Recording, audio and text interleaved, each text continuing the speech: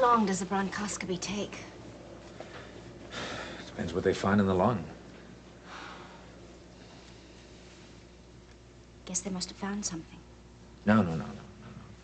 Hey, you're forgetting about all the time it takes to prep Edmund. The cardiac monitor, the pentothal dripping. No, look, I think it's going to be quite a while. Frank was worried about the anesthetic. Edmund's only a year old. He's having trouble breathing already. Yeah, well, they're going to keep it light. And believe me, that assistant is going to watch him like a hawk. Even so, I'm glad Roger's in there. Yeah. Hey, look, why don't you go in there?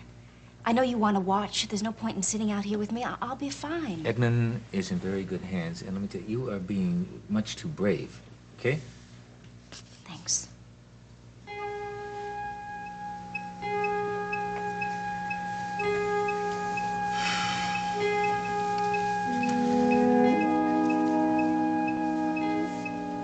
There we go.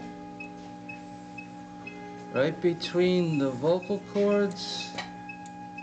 Not a scratch. Inflate the tip.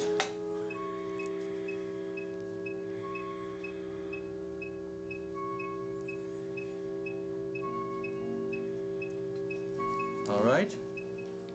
Bronchoscope. Greatest instrument in the world. Whatever's down there, you can see it, and you can also grab it and suction. I just hope it does my nephew some good.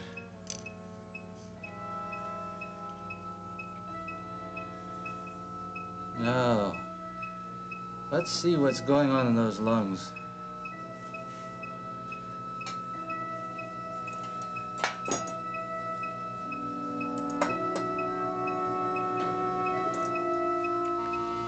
Look, I feel like I should call Frank. Well, you don't really have anything to tell him. Yeah, but he's waiting, and I know what that feels like. You're waiting, too. You'll find a way to pass the time, believe me.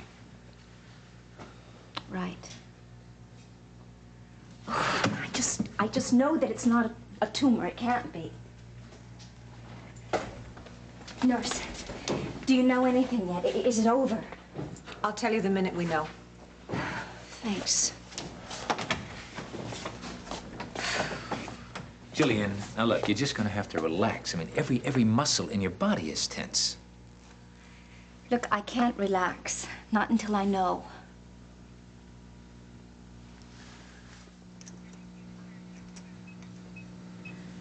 Right side now. Moderate clear exudate. Erythematous. Marked edema. Any sign of that mass that the X-ray showed? Here. My God, no wonder he has trouble breathing.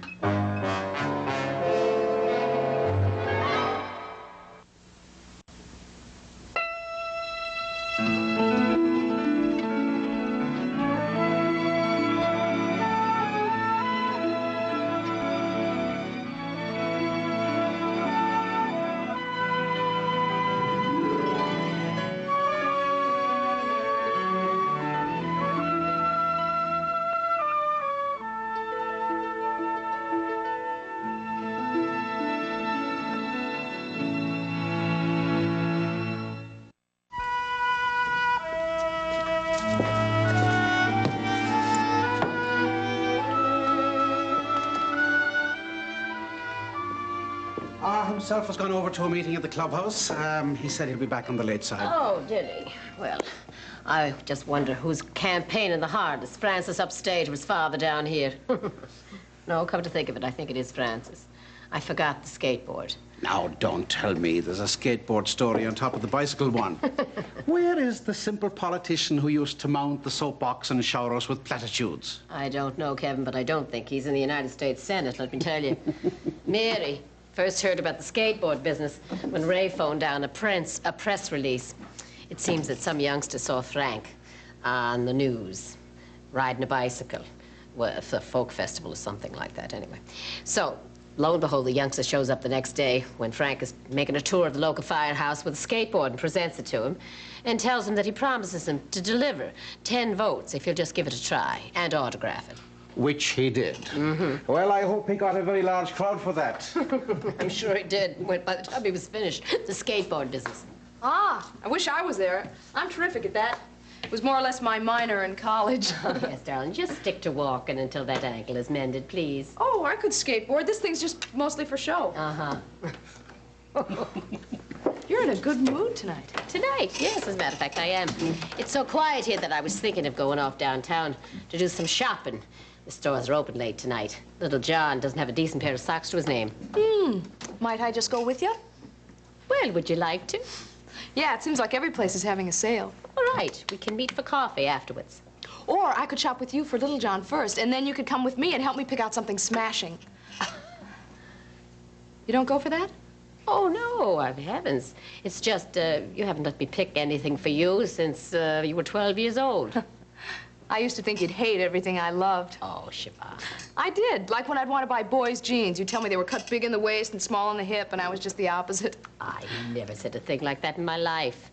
Oh, well, maybe you just thought it. Anyway, I was thinking of picking out a madly feminine sundress. Well, Ma, you look stunned.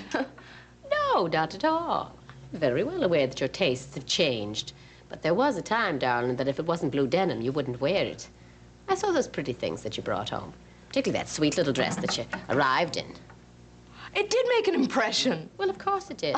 Then it was worth the effort. Siobhan, did you make it? No. Remember I told you I had a ride as far as Brooklyn? I was sitting in the front with that nice lady and Finn was in the back. I had her stop and drop me off at a gas station so I could run in into the ladies' room and change my clothes. I thought I should at least look grown up when I came home after 3 years with on crutches, bringing 140 pounds of dog. Oh, you didn't need to do that, let me tell you. Yeah, well, I felt like I did. I want you to know I messed around with my hair for 45 minutes until I was satisfied. I was going to put on makeup, too, but then somebody started to pound on the door, and I had to get out. Oh, Light was awful anyway. I thought you looked very pretty, even if I was distracted by the dog. Let me get my bag and we'll be on our way. Yeah, great. Hello, Ryans. Maeve, it's me. Look, I just realized that I didn't tell you, but Edmund got sicker all of a sudden this afternoon. Oh, how did that happen? And is he all right now? Well, his right lung is partially collapsed. They think there's some kind of obstruction. He did have x-rays. He's in the operating room now. They're looking at his lungs through a special instrument. It's not surgery, but, well, they did have to put him to sleep. Darling, why don't I come over there and you can tell me the rest, hmm? If you're free. Oh, of course I am. Where are you? I'm in the waiting area outside of Edmund's room. All right, I'll be right there. Oh, thanks, Maeve. Bye-bye. Oh, little Edmund is having some trouble, and Gillian seems terrible. So, would you mind if I run by the hospital for a few minutes? No, of course not. I'll be right back, dear. Give Jill my love.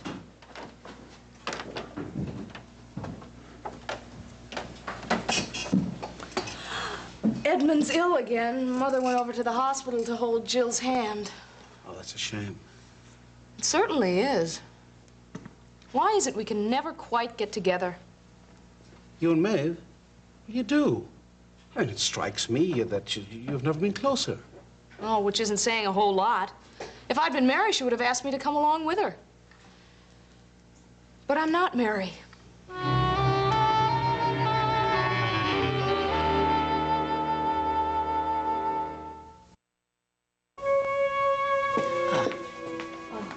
Oh, darling, I'm so sorry. Is he still in the operating room? Yeah, he is. But Seneca says if we don't get word soon, he's going to go down there. Oh, here he is. Hello, Maeve. Hello, Dick. You both look mighty tired. Yeah, tired of waiting. You said something about an obstruction? Yeah, an object. They think it's an object, maybe a small part of a toy or something. Anyway, they go in there with a bronchoscope and they remove it. But it could be tissue, a growth, and then they have to use a different procedure. Oh, surely it's not that serious. I sure hope it isn't.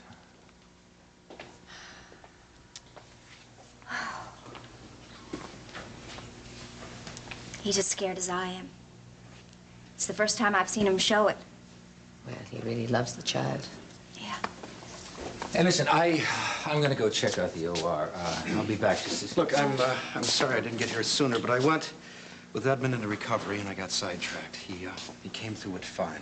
Harley did a nice job. Okay, what did he find? Very bad edema. The tube is swollen and it's shut on its own mass. And with the air exchange closed, naturally the lobes have collapsed. Edema and what? Nothing else. No foreign bodies, no ruptured bronchus, no heavy bleeding, no tumor. Oh. Okay, edema. Now, what can we do? IPPR, blood gas, buildup of carbon dioxide. Have you taken a level on that? Well, Harley ordered the complete treatment as long as Faith okays it. But it's basically what you said. As the edema clears, the lung will reinflate on its own. When can I see him? Tomorrow morning. Oh. Look, he needs to sleep. Let him sleep. You need some, too. He won't be left alone for a minute. Why don't you go home? Please? You really should, dear. Except for that. It's not out of the woods yet, but at least it looks good. Yeah, right. Thank you. See you tomorrow. Shall I walk you home? No, actually, I'm trying to understand everything you told me so I can tell Frank. What kind of respirator? How about if I call Frank? Oh, that's a good idea. Then he could ask all the questions and get the straight answers. Would you mind? Give me his number. Thanks. Listen, why don't you go home, too? And you too, Mike. Yeah, I'll take you home. All right, dear. I'll call you. Thank you. Take care. Good Thanks night. for coming, Maeve. Thanks, Sarge. Good night. Really wiped out, huh? Yeah. Why don't you come on over to my place? I'll make you a steak. All right.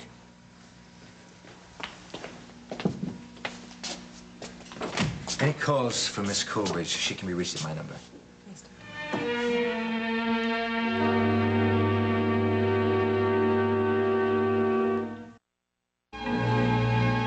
Those heroic Colery genes, that's where they get it. Directly from her. What are you muttering about now? The rescuers. Mother, Frank, and Patrick. Didn't you know they have a compulsion for rescuing people in distress? Look, I thought you were supposed to go shopping. I am. Especially the family. Let's say Jack Finelli is stranded in the middle of the Sahara. He's given up for dead, right? The rescuers get the news, bum ba ba ba, they have chartered a plane, they have rented a Land Rover, they've hired a camel. Their lives are shot to hell, but by heaven, the son-in-law is found and Jack is hovered over and cared for until the family is whole again. The core part of the family, that is, the part that really counts. I'm glad you're amused. I wish I was kidding. I think he was smiling at me. Hi. I didn't quite get the part about the camel. That wasn't very nice. Sounded nice. Wasn't it nice? Oh, it was a very interesting tale. Maeve and Frank and Pat are the rescuers, according to Siobhan. Oh, that is interesting. And the core family group, that's everybody but you. You're so bright. Do you want to come pick out a pair of new blue jeans? Please, I'm not that bright. I'm serious. Want to go shopping? No, thank you. I'm looking for the head rescuer. Is your mother around? No, she's on a mission just now, rescuing Jillian. Oh, I shouldn't be sarcastic. Edmund has taken a turn for the worse, and Mother went over to the hospital to be with Jill. How bad is Edmund? I have no idea. But I'm sure that Maeve is praying up a storm and telling everybody who'll listen that God is handling things and they should just believe it'll all work out for the best. Hey, you know, that's not a bad attitude. I'm kind of fond of it personally. You're religious? Not me. Maeve. I like the way it works for her. Oh. Well, what works for you? Or are you an out-and-out atheist? No, Siobhan, I am not an atheist. An agnostic? Well, all right. What do you believe? I'm a firm believer in the 11th commandment. Thou shalt mind thine own business. Did I come in here and eavesdrop on a private conversation? Am I paid to snoop around for the news? Kevin, could I have a beer? Maybe it'll help me ignore the kid. Coming up. Well, tell my sister I said hello. Look, I was brought up by the nuns. I dropped out of the church for a long time. Now I guess I'm sort of halfway back, okay? God is not the problem. There's far too much order in the world for me to think it all happened by accident. But organized religion still gives me problems, all right? You don't mind things like the mystery of the Trinity? Or the Immaculate Conception? Or the primacy of the Pope? That's faith. What troubles me are the rules. The right way to worship God is by attending Mass every Sunday, or else I do better walking by the ocean. So you don't go to Mass? I do, with Mary and Ryan. Why? We're all together. Pleases Mary. Sometimes I get into it. Ritual's nice. Processions are always good. They always make me think of songs like, "Oh, Mary, we crown thee with blossoms today." I never got to crown the Blessed Mother. Kathleen did, and Mary did, but the gates of heaven were closed to my prayers. Oh, poor little waif. On the other hand, I was often invited into the principal's office. My detention record is still untouched. So are you gonna teach Ryan to say her prayers at night and stuff like that? Probably. I don't want her to pray for things like a trip to Disneyland or getting picked to crown some statue. I'll back you up on that. Fascinating. Well, if I'm gonna go shopping, I guess I'd better get started. So I broke the 11th commandment? Not really.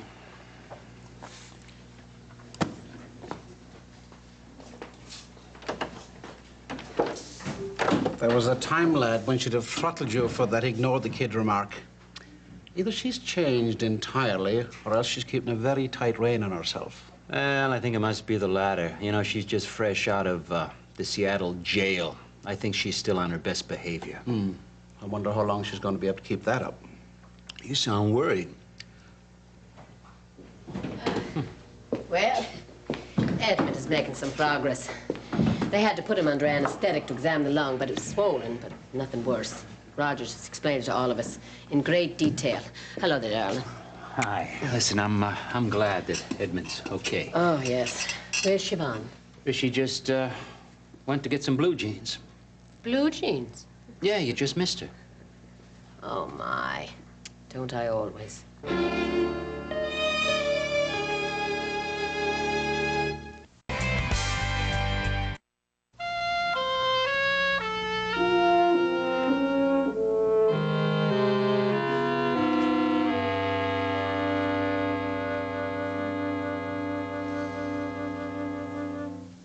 I guess you don't need this to relax, huh?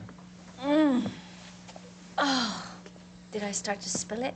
No. Listen, the steak's done. Do you have enough energy to eat it? Oh, yeah, definitely. Oh, I just felt so drained suddenly. Yeah. Well, that's been quite a siege. And Ben's not the only one who's going to have to get his energy back, huh? Do you think he's really going to be all right tonight? Yeah. Well, I would rather be here than alone at my place. Hey, how about another pillow? No. I'm going to get up and I'm going to help you. Don't move, please. Come on. That's it. I'll bring it to you. I hope Roger calls Frank.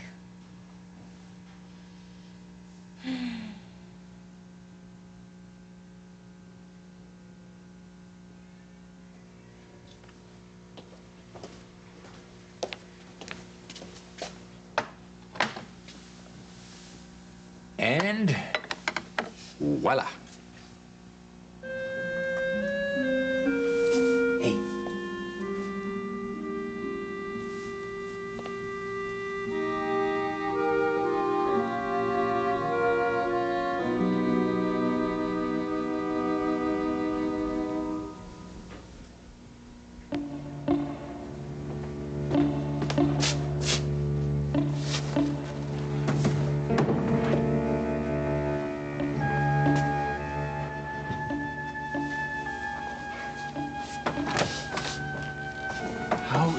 coverage, baby. I'm a friend of the family's. Oh, he's not from recovery yet, but his condition is stable. Recovery, then he had surgery? No, just a bronchoscopy to examine the lungs. Look, I flew in specifically from upstate to see Edmund. I understood there were some complications. I've been worrying all the way down here. Is his mother still in the hospital? No, but she can be reached at Dr. Bolak's number. Oh, I see. You said his condition's stable. Does that mean he's out of danger? He's getting the best possible care. I have that number if you'd like it. No, that's okay. I have it too.